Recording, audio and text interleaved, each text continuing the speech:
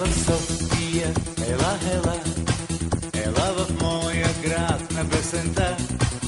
Ела в София, ела, ела, ела в моята малка страна.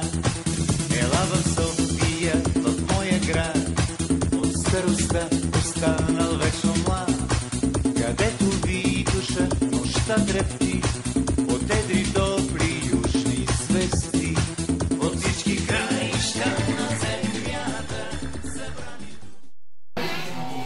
Ето като отдавна говорите за колата на нещо.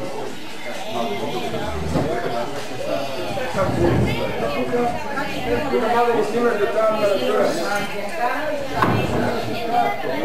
Как моляха да вземете?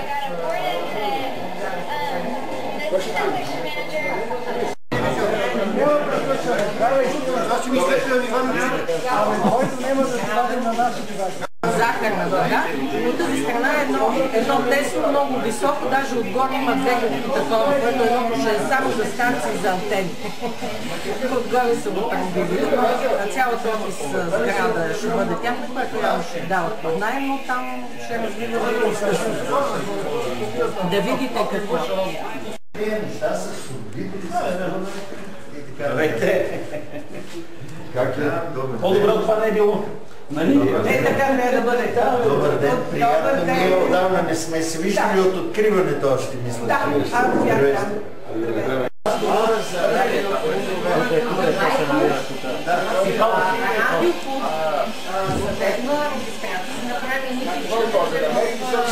Трябва да има сонда, трябва да има време, да имаш оптимиство, един географ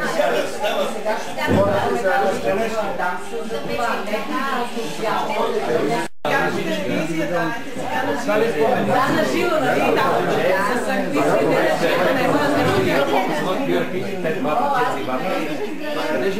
И откъдето? От церква?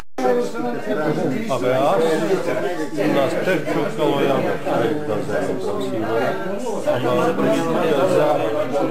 Михо, той си паднал в Калания върху него, въобще не става. Това са опака са, няма да кажа. Там да правим. Той го приказва. Бистри. на 23 имаме на интернет.